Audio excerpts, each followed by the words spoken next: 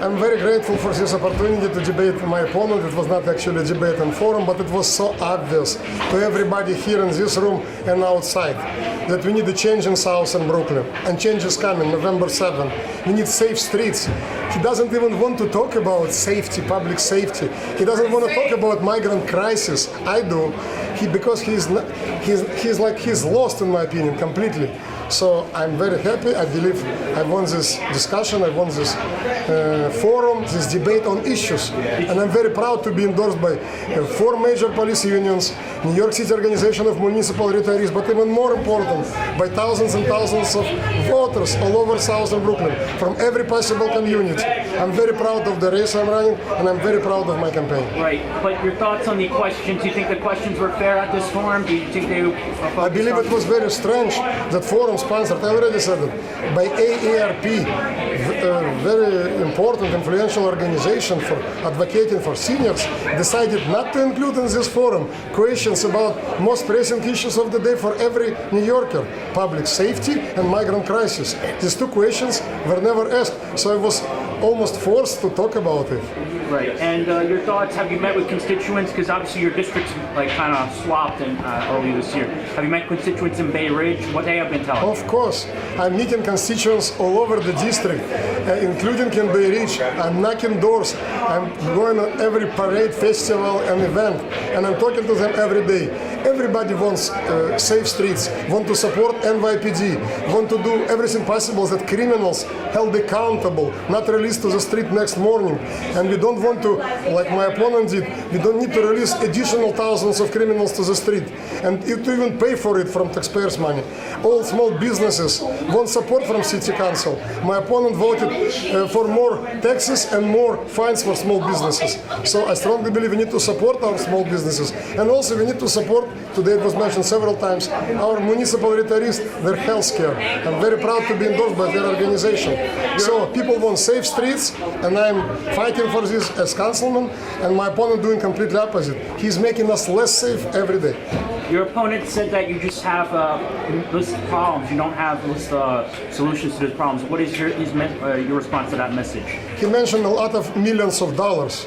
I didn't have time because I have 60 seconds to respond, but I can say now that I allocated millions and millions of dollars, including for causes like Kagan Hospital I mentioned today, including improving safety and security upgrades in my district, like security cameras, like police patrol cars. Is it important? I believe it's important for people to feel safe. So I'm allocating money also for libraries, $2.4 million to Gravesend Library, to New York Aquarium, $2.4 million, to every school in the district, to all after-school programs, and so on and so on. So, but it's not enough. We need to do much more, especially to ensure that we are safe, that we are secure, and also fighting for our quality of life. And talking about transportation, today my opponent didn't even know anything about public transportation. He doesn't know what kind of trains, what kind of buses do we have in New York City, because he's always living in some kind of bubble.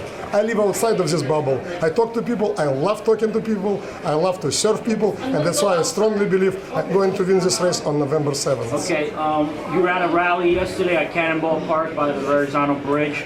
You had Curtis Lee was there, you had people from Staten Island as well. Do you feel that sometimes in a very, Brooklyn leads very blue, Democrat in many ways, do you feel that there might be a little bit of a difficulty with messaging people that are on the fence politically? Absolutely not. Absolutely not. People want the same, Democrats, Republicans, Independents. Everybody saying that this migrant crisis is manufactured crisis. We need to secure borders. We need to suspend. Now even Democratic mayor agrees with me. Right to shelter law was, these rules were installed in the first place to help homeless New Yorkers, not all over the world, billions of people all over the world. Everybody is talking about legal immigration. I'm a proud immigrant. I came to America with a refugee status, legally. We need to restore legal immigration. We need to make sure that New Yorkers are having priority when it comes to every possible service. And instead of opening more and more migrant shelter in every possible neighborhood, and they're saying, maybe it's not going to be here tomorrow. Maybe it's not going to be here today. You know, the answer is from City Hall. All options are on the table, meaning all options. Mayor said, even today, Mayor said and yesterday, every day he's saying, listen, it will come to your house, it will come to your neighborhood, it will come to your block. So we should never assume that it's never going to happen in Bay Ridge, never going to happen anywhere. One day I got a call from concerned parent of Coney Island. Oh, they're coming to your elementary school and creating migrant shelter in an elementary school gym. So it can happen anywhere at any time. That's why I'm strongly against it. In any place in Southern Brooklyn and actually all over the city. We need to suspend right to shelter law. We need to suspend sanctuary city status. Recently there was a story, 14 crimes, including 6 violent crimes committed by one migrant who was a gang member, and he is still in New York City. Why? Why he was never deported? Why he's not in jail? That's the time we are living in, and I strongly believe I'm on the right side of the history. Okay, and your thoughts on the migrant crisis in general? What's your thoughts on that? That's the last question. I just told you about migrant crisis. Yes. We can stop it in one day. We can stop this crisis in one day. We need to secure the borders, to suspend sanctuary city status. We need to suspend right to shelter law. We need to prioritize New Yorkers, and we need to restore legal immigration.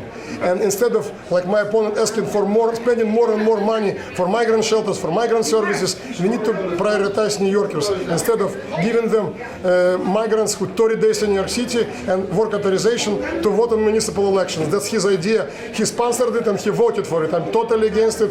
And New York State Supreme Court said this law is completely unconstitutional. So I strongly believe this migrant crisis could and should be stopped in one day with right leadership. So this is what I'm talking about. We got one more concluding thoughts, but also you are on the city council, and Justin Brown's on the city council. Have you, despite being on the opposite aisles and having opposite ideas, have you actually worked with him in the council, or have you tried to approach him in regards to certain legislation in the past, if you're both there in the council? I work very closely with my Democratic and Republican colleagues in City Council, and very soon we will, I hope we will pass my legislation, Night Accountability Act, making New York City Housing Authority property managers finally accountable for their responses or ignorance of tenants' concerns.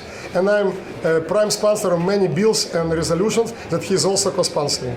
Okay. Any other policies or suggestions have you worked on so far? All right. Can you spell your name?